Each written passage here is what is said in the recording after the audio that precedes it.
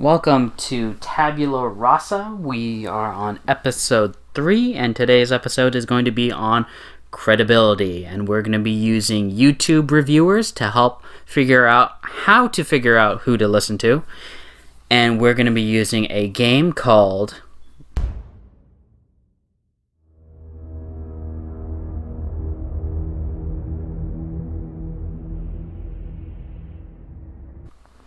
And for those of you who are listening via Himalaya and not on YouTube, the game is Resident Evil 3, the remake, which was released by Capcom on April 3rd, 2020.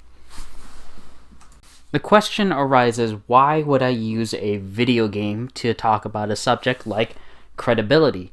Now, the reason why I chose Resident Evil 3 Remake is that because as a game, it has surrounded some controversy. A lot of it has been over-exaggerated and dramatized by various reviewers, so it's a good way to basically suss out all the intricacies of trying to figure out who is credible while still making it light and fun at the same time. Now let's get started. We are going to go over 6 YouTube channels and go over each of their reviews of the game Resident Evil 3. From there, we are going to decide which is the most credible and which is the least credible and why. Let's start off with what I believe is the golden standard here. It is a YouTube channel called Sphere Hunter. Now, she started back in February 29th, 2016. She has 230,000 subs, and according to her bio, it says, Susie is a lover of survivor horror RPGs, hack and slash. She has a 22-minute, 40-second video, and this is a spoiler-free review mentioned in the title. She also has a follow-up analysis video that is 36 minutes, 12 seconds long, which has spoilers. Out of all the reviews that are covered here today, she does have the most in-depth and the longest video. I should say. She establishes the pros and cons of the video. She also acknowledges a lot more of the lore, and she's very detailed, and not to mention she is a big fan of the main character of this series, Jill. So she is definitely very knowledgeable, and she did achieve an S rank in this game. For those of you who don't know, a Resident Evil series is usually a timed game, which means you get a score depending on how quickly you run through it, and the S rank is the highest rank that you can achieve. Now, there are other feats that people can do, but we won't get into it as it's not important in terms of the content to this video. Now, she is basically the golden standard that I'm going to use, simply because of how detailed she is, and also she can play the game very well, in fact, much better than me. So, moving on. Now, she is basically the golden standard, and what I mean by that is that if there are any videos that kind of disagree with her or contradicts her, I'm willing to take her views over the person who contradicts her, simply because it's very evident that she's done a lot more research. Now, let's move on. So, I'm going to go over the videos that I don't think match her level of review, and the first one is The Angry Joe Show. Now, he does have a YouTube subscriber list of 3.22 million. They started back in October 3rd, 2008, and they give opinions on games, movies, and geek stuff, at least according to their bio. They have a 30-minute video of the game. Half of it is just them dressed up like the characters and doing some bad SNL-style comedy sketches. That bad SNL-style comedy sketches is my own opinion, but a lot of people do find it funny, otherwise they wouldn't have 3.22 million subscribers. So, whatever floats your boat.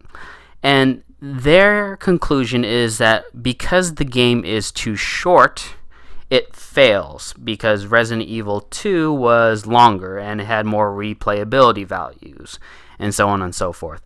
And it just felt fairly simple. They also do a live stream for video games, and so it seems like the Angry Joe Show is mainly there for entertainment purposes, not so much on in-depth gaming reviews. But then again, I'm not a regular subscriber, but this seems to be their regular shtick. Have a 30-minute video, half of it is them doing sketches about what they found annoying or probably what they found great about the video, and they move on and playing live streams. The other video I want to go over is with King K channel.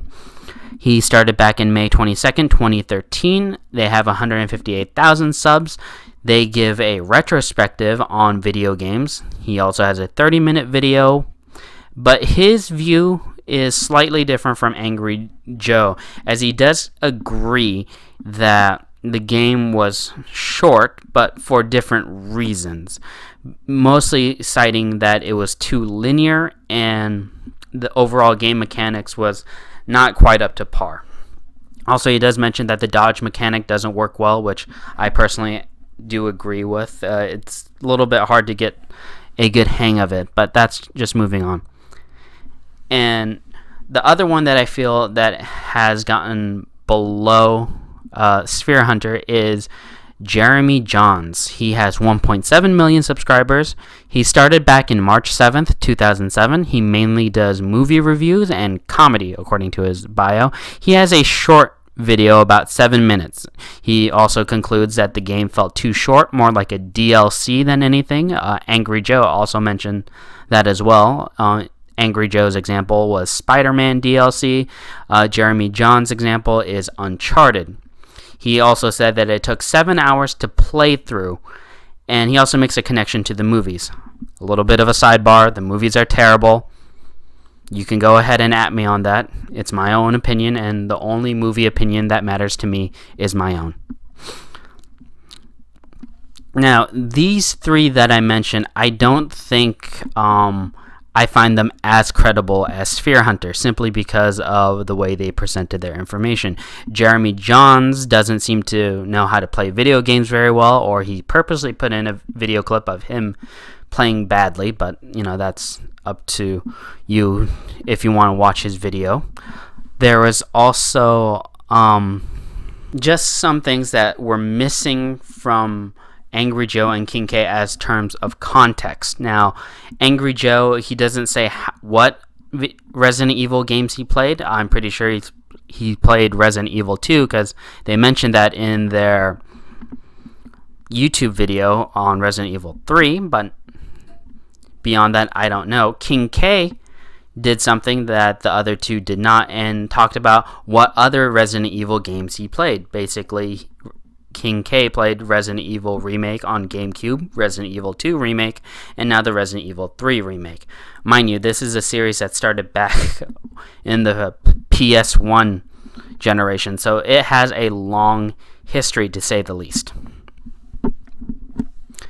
So, we are now looking at YouTube channels which I find that go above the golden standard of Sphere Hunter, and this is mainly due to the accessibility. Now, Sphere Hunter, if you watch both of her videos, is going to take out an hour of your time. It is a very detailed hour, but if you don't have a lot of time and you are just looking for credible shows, then here are some. Now, first one I'm going to bring up is the Birdman. Now, the Birdman has 106 subscribers. He started back in October 31st, 2008. He plays games and talks about stuff.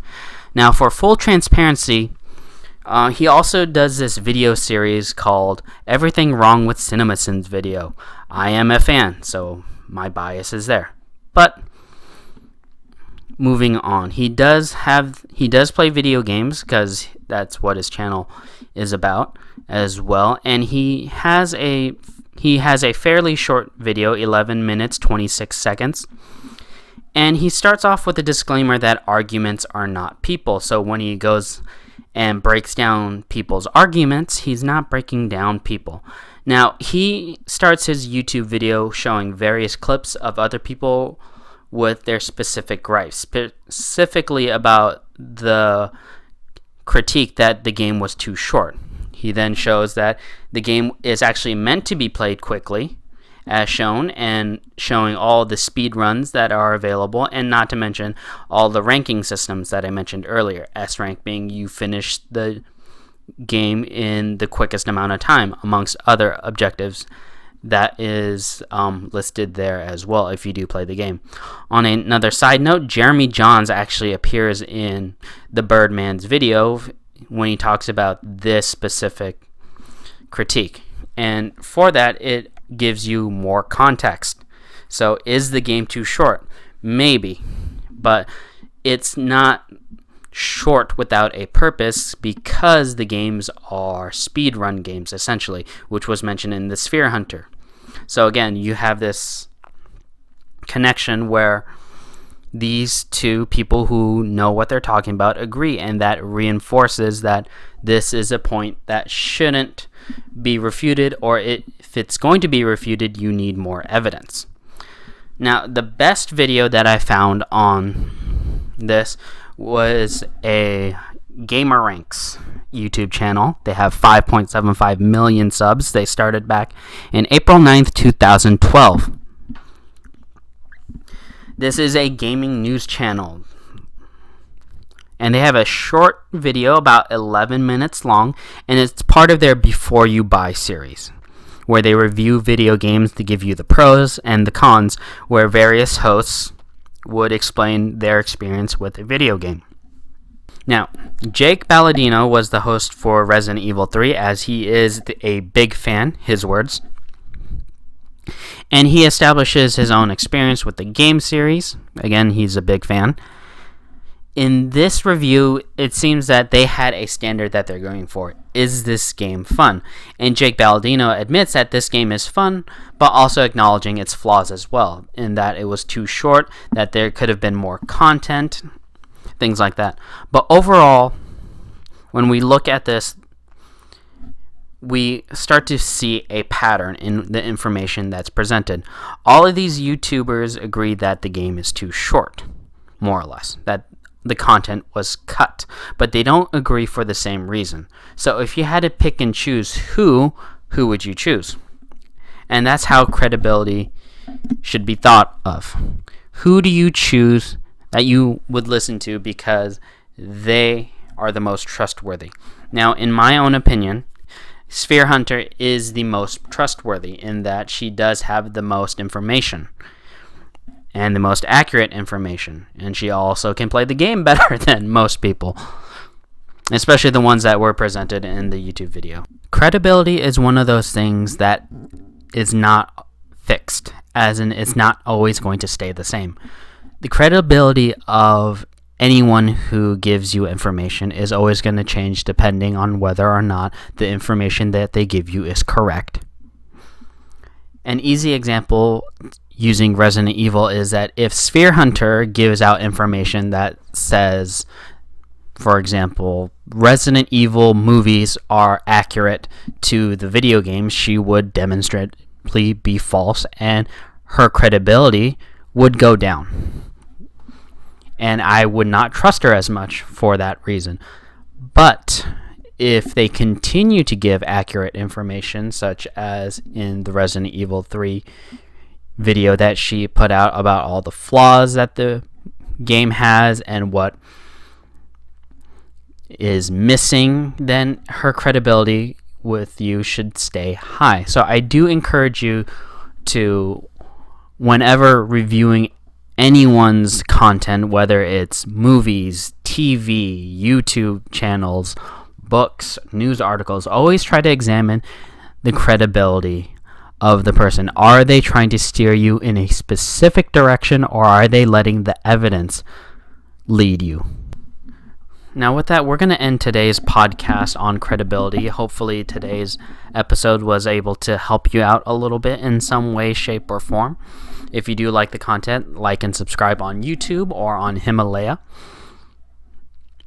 And hope you are staying safe during this COVID-19 pandemic. If you do have any suggestions, or if you do want to comment on anything, the comment section, I will personally guarantee right now, will never be closed. And hopefully we'll be able to examine some more stuff in the future. In the meantime, keep that jigsaw puzzle of life that you're making in order to understand our reality going, and hopefully we can find more pieces. This is Tabula Rasa.